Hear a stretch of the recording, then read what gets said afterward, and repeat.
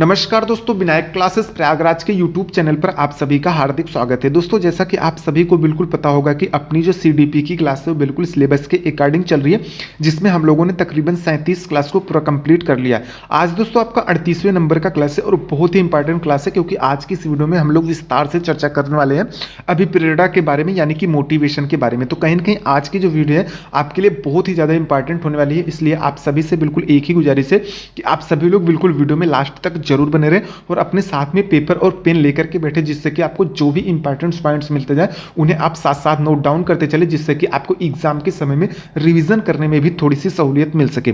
तो चलिए दोस्तों, बिना किसी देरी के आज की इस क्लास को हम लोग स्टार्ट करते हैं, जिसमें हम लोग सबसे पहले मोटिवेशन की परिभाषा को थोड़ा सा समझ लेते हैं। उसके बाद जो जो चीजें आती जाएंगी उनके बारे में मैं आपको विस्तार तरीके से बताता चला जाऊंगा।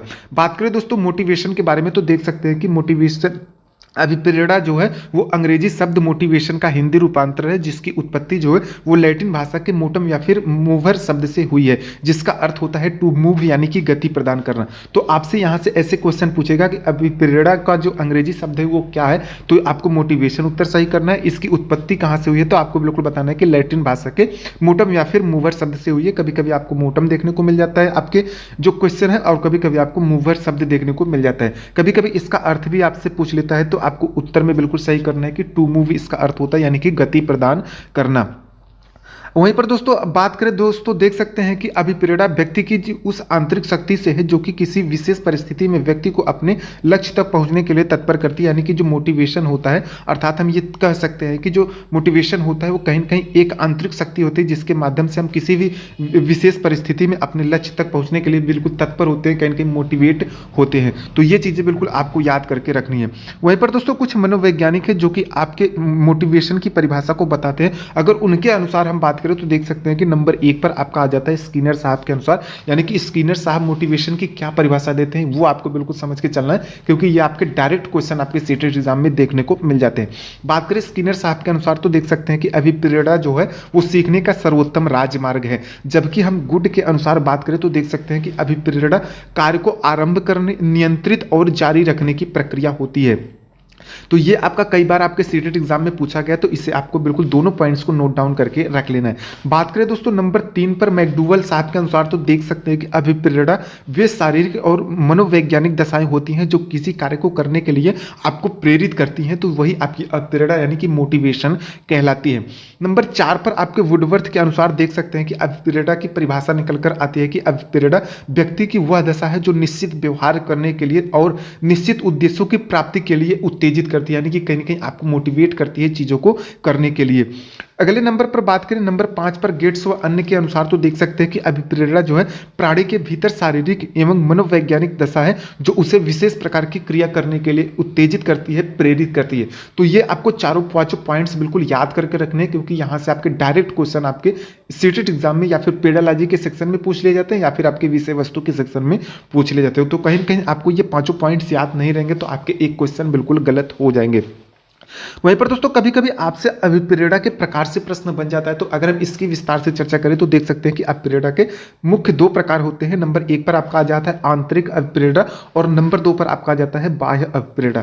यानी कि दोस्तों आंतरिक अभिप्रेरणा के बारे में हम लोग विस्तार से चर्चा करें तो देख सकते हैं कि जब कोई व्यक्ति किसी कार्य को करने के लिए आंतरिक रूप से प्रेरित रहता है तो उसे हम आंतरिक अभिप्रेरणा कहते हैं। जैसे परीक्षा पास करने के लिए खुद से ही मोहन सर की वीडियो को देखना, अगर आप कहीं ना कहीं खुद मोटिवेट हो रहे हैं हमारी वीडियो को देखने के लिए और आप चाहते हैं कि हम एग्जाम को पास कर लें, बिल्कुल आंतरिक तरीके से आप प्रेरित हैं, तो कहीं ना कहीं ये आपका आंतरिक अभिप्रेरणा के अंतर्गत आ जाता है।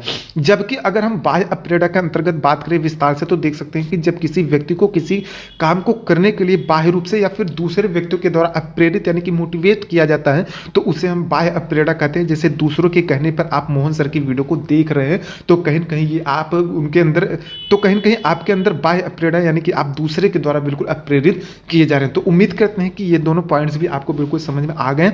अब इससे मिला जुला क्वेश्चन आपको आपके सीटेट एग्जाम में देखने को मिल जाएगा, तो कहीं ना कहीं ये दोनों पॉइंट्स आपको याद रहेंगे, तो आपके पेडालॉजी में जो भी क्वेश्चन आपसे पूछे जाएंगे वो बिल्कुल सही हो जाएंगे। अब दोस्तों कभी कभी आपसे अप्रेडा के सिद्धांत को लेकर के भी क्वेश्चन बन जाता है, तो अगर हम इसकी विस्तार से चर्चा करें तो देख सकते हैं कि इसमें भी अप्रेडा के सिद्धांत में नंबर 1 पर आपका आ जाता है मूल प्रवृत्ति का सिद्धांत। यानी कि अप्रेडा के मूल प्रवृत्ति सिद्धांत का जो प्रतिपादक है वो कहीं न कहीं मैकडूगल साहब को माना जाता है।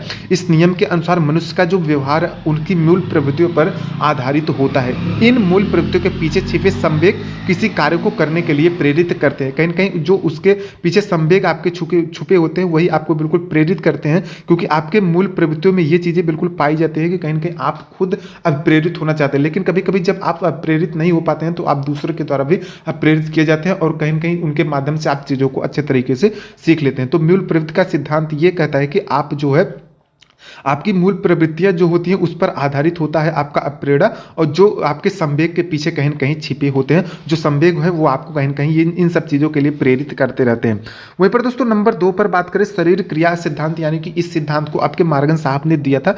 शरीर रचना सिद्धांत के अनुसार मनुष्य को प्रेरणा किसी बाहरी तत्वों से नहीं बल्कि उनके शरीर के अंदर तंत्रिकाओं में होने वाले परिवर्तनों से मिलती है। यानी कि आपके अंदर जो तंत्रिकाएं हैं उससे कहीं न कहीं आप बिल्कुल प्रेरित होते हैं चीज़ों को सीखने के लिए, तो वही आपको बिल्कुल मोटिवेट करती हैं, उन्हीं से आपको बिल्कुल मोटिवेशन मिलता है। तो शरीर क्रिया सिद्धांत के अनुसार आप इन सब चीजों को देख सकते हैं। सबसे ज्यादा इसमें आपको याद करने वाली चीज ये है कि इस सिद्धांत के जो प्रतिपादक थे वो मॉर्गन साहब थे। ये आपको चीजें बिल्कुल याद करके रखनी है।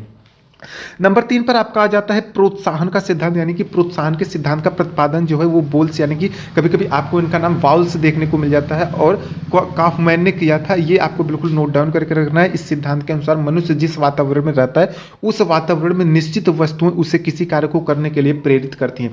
प्रोत्साहन के सिद्धांत में आप ये 2 पॉइंट्स बिल्कुल याद करके रख सकते हैं कि इसका जो प्रतिपादन है वो बोल्स और काफमैन महोदय ने बिल्कुल किया था, और ये कहीं न कहीं आपको कार्य को करने के लिए बिल्कुल प्रेरित करती हैं आप जिस वातावरण में रहते हैं उसके अनुसार से। अगले नंबर पर बात करें उपलब्धि अप्रेडा सिद्धांत के बारे में, तो देख सकते हैं कि इस सिद्धांत का जो प्रतिपादक थे वो कहीं न कहीं डेविड मैकडीलैंड साहब थे। इनके अनुसार जो चुनौतीपूर्ण और कठिन कार्यों में संतोषजनक निपुणता प्राप्त करने की आशा ही उपलब्धि जो है वो अभिप्रेरणा है। जैसे आप इसको एक एग्जाम्पल के माध्यम से समझे तो क्रिकेटर बनने के लिए मेहनत करना, क्योंकि इससे पैसा और समाज में प्रतिष्ठा मिलती है। तो कहीं न कहीं आपको उपलब्धि मिल रही है, तो आप उपलब्धि के लिए अगर कहीं न कहीं अभिप्रेरित हो रहे हैं तो ये आपकी आ जाती है उपलब्धि अप्रेडा सिद्धांत के अंतर्गत।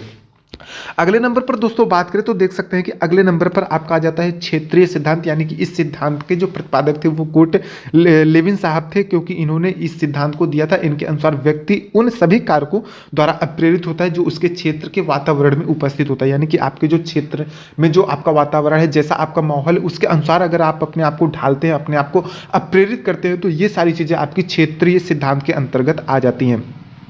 अगले नंबर पर दोस्तों बात करें तो देख सकते हैं कि अगले नंबर पर आपका जाता है अभिप्रेरणा स्वास्थ्य सिद्धांत, यानी कि इस सिद्धांत के जो प्रतिपादक थे वो कहीं न कहीं फ्रेडरिक हजरबर्ग साहब थे, क्योंकि इस सिद्धांत को उन्होंने दिया था। इनके अनुसार अगर व्यक्ति शारीरिक और मानसिक रूप से स्वस्थ है तो वह खुद अप्रेरित होगा और उस कार्य को लगन से करेगा। तो ये कहीं न कहीं आपके जो स्वास्थ्य सिद्धांत पर निर्भर होता है कि कहीं न कहीं अगर आपका स्वास्थ्य अच्छा रहेगा तो कहीं न कहीं आप चीज़ों के लिए बिल्कुल अप्रेरित होते रहेंगे, और अगर आपका स्वास्थ्य सही नहीं रहेगा तो आप कितने भी मोटिवेट हो जाइए, आप चीज़ों को अच्छे तरीके से न तो आपको सीखने में मन लगेगा, न तो आप ज्यादा चीजें बिल्कुल सीख पाएंगे। अब दोस्तों वहीं पर नंबर 7 पर आपका आ जाता है मैस्लो का आवश्यकता, यानी कि पदानुक्रम सिद्धांत। इस सिद्धांत के प्रतिपादक जो थे वो मैस्लो साहब थे। इनके बारे में हम लोग विस्तार से चर्चा करेंगे कल की वीडियो में, क्योंकि आज अगर इन सब चीजों पर हम डिस्कस करने लगेंगे तो आज की वीडियो आपकी बहुत ज्यादा लंबे हो जाएगी और कहीं ना कहीं आप बोर हो जाएंगे। तो कल की जो अपनी क्लास होने वाली है वो मैस्लो साहब के बारे में होने वाली है। सबसे पहले मैं आपको इनके बारे में थोड़ा सा विस्तार से बताऊंगा। यहाँ पर देख सकते हैं मैंने सारी चीजें बिल्कुल नोट डाउन करके रख ली है। तो कल की क्लास जो होने वाली है इनके बारे में होने वाली, इन्होंने जो सिद्धांत दिया था उसके बारे में मैं आपको बताऊंगा, और इनके बारे में बिल्कुल आपको बताऊंगा कि मैस्लो साहब कौन थे, कहां से थे। तो देख सकते हैं कि कल की जो आपकी क्लास होने वाली है वो बहुत ही इंपॉर्टेंट होने वाली है। उम्मीद करते हैं कि कल भी आप इसी तरीके से बिल्कुल देखेंगे वीडियो को। उसके लिए आपको चैनल को सब्सक्राइब करना होगा, इसलिए आपसे गुजारिश है कि आप सभी लोग बिल्कुल चैनल को सब्सक्राइब करके रखें, जिससे कि कल की जो वीडियो अपनी अपलोड हो उसकी जानकारी आपको नोटिफिकेशन के माध्यम से तुरंत मिल जाए और उसी के अनुरूप आप अपने सेक्रेटरी एग्जाम की तैयारी को भी कर सके। तो दोस्तों उम्मीद करते हैं कि आज की वीडियो आपको बहुत ही अच्छी लगी हुई, वीडियो अच्छी लगी हो तो वीडियो को एक लाइक जरूर कर दे, वीडियो को ज्यादा से ज्यादा अपने उन दोस्तों के पास शेयर भी कर दे जो आपके साथ सीटीटी एग्जाम की तैयारी कर रहे हैं। और अगर चैनल पर नए हैं तो चैनल को सब्सक्राइब भी कर ले, क्योंकि यहाँ पर ऐसी वीडियो आपको हर रोज देखने को मिलती रहेगी। दोस्तों पूरा वीडियो देखने के लिए आप सभी का बहुत बहुत धन्यवाद। मिलते हैं किसी नए वीडियो में किसी नई जानकारी के साथ, तब तक के लिए नमस्कार।